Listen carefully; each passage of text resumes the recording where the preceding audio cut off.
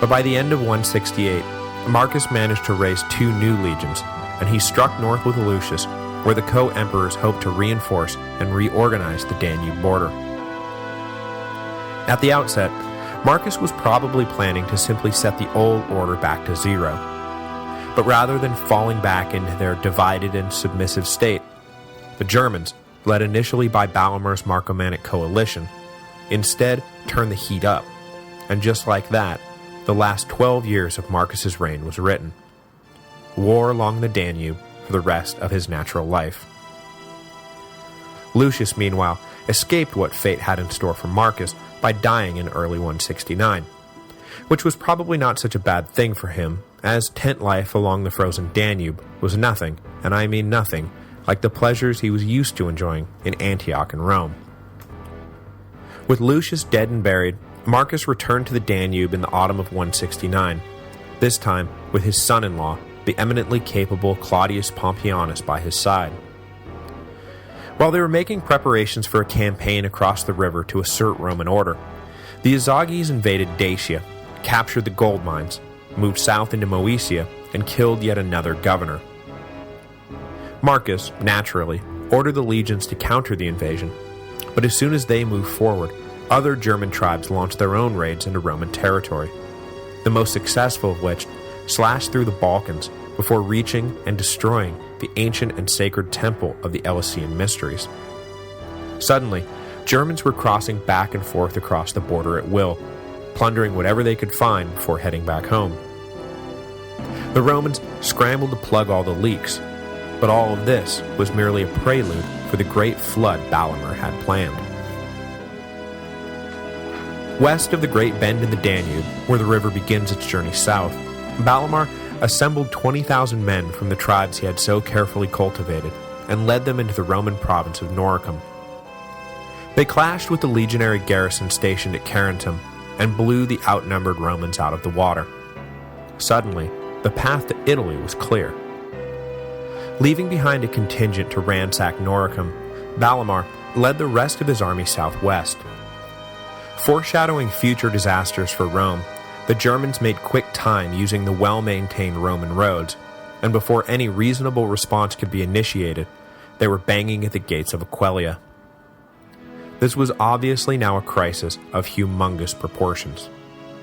No foreign invader had set foot in Italy since 101 BC, when Gaius Marius had defeated the combined army of the Cimbri and the Teutones, but now, almost out of nowhere, a German army was wreaking havoc in the home province. Worse yet for the Romans, a relief army sent under the command of the Praetorian prefect Furius Victorianus was defeated upon arrival, and Victorianus himself was killed in the fighting.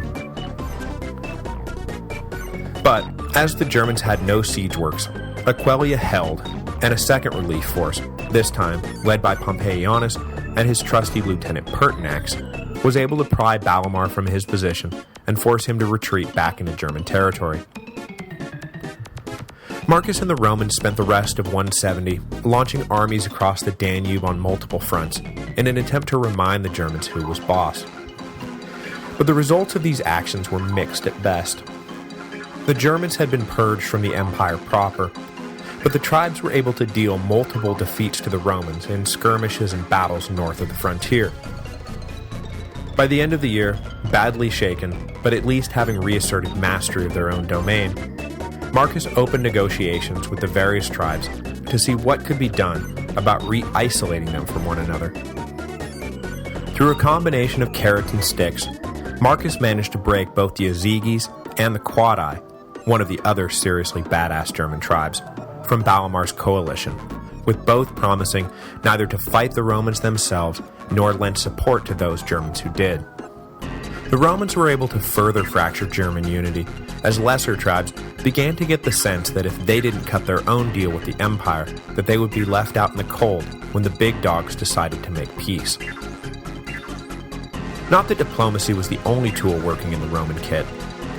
In 171, a mid-sized tribe was taken out of the fighting when their chief was killed in single combat by a rising legionary general named Valerius Maximianus. This duel not only had the immediate effect of pacifying that one particular tribe, but its propaganda value to the Romans was enormous. It was an exploit straight out of Livy's tales of Rome's early heroes, and Marcus was quick to spread the tale of Maximianus's victory to friend and foe alike. With the Quadi and Ezygis bought off, and other lesser tribes beginning to question the fancy tales Balamar had spun about Roman weakness, Marcus pressed forward and led the legions across the Danube to punish those Germans who continued to resist.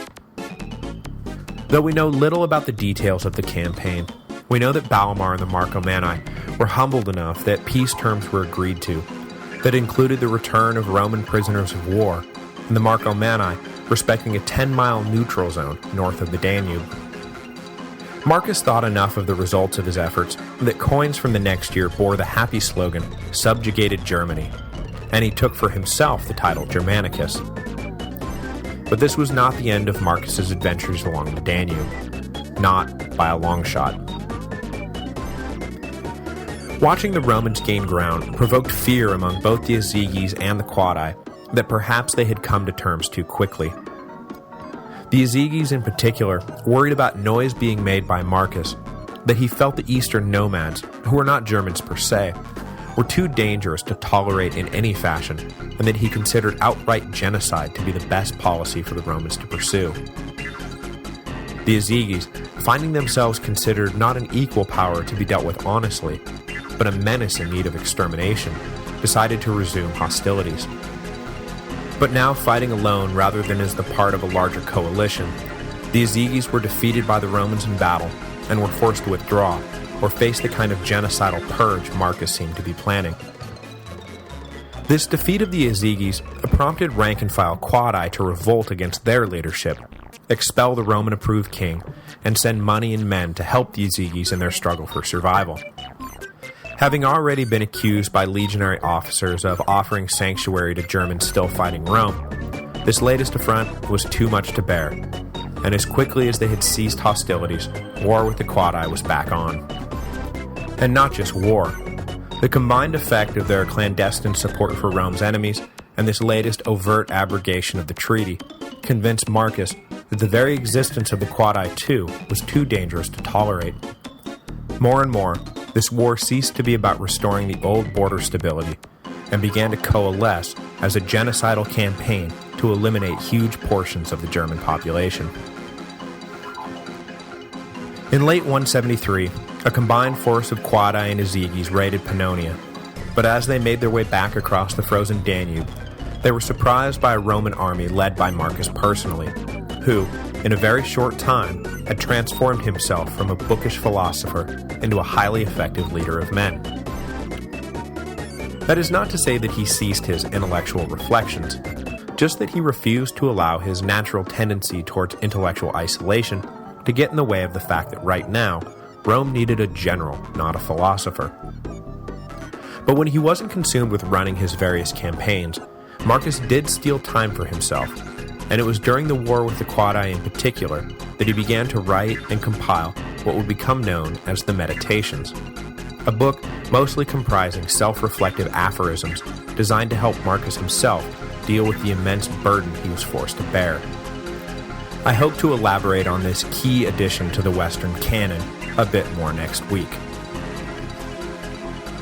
In 174, Marcus ordered a two-pronged assault across the Danube, one aiming at the Ezygis, led by Marcus himself, and the other aiming at the Quadi, led by Pertinax, who was fast making a name for himself as one of the Empire's key go-to guys.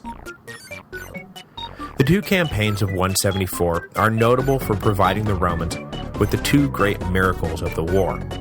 Two miracles which cemented in the imaginations of the general Roman citizenry the notion that their elitist, philosophic, and perhaps not entirely liked Emperor Marcus Aurelius was in fact a gift sent by the gods to save Rome from the German menace.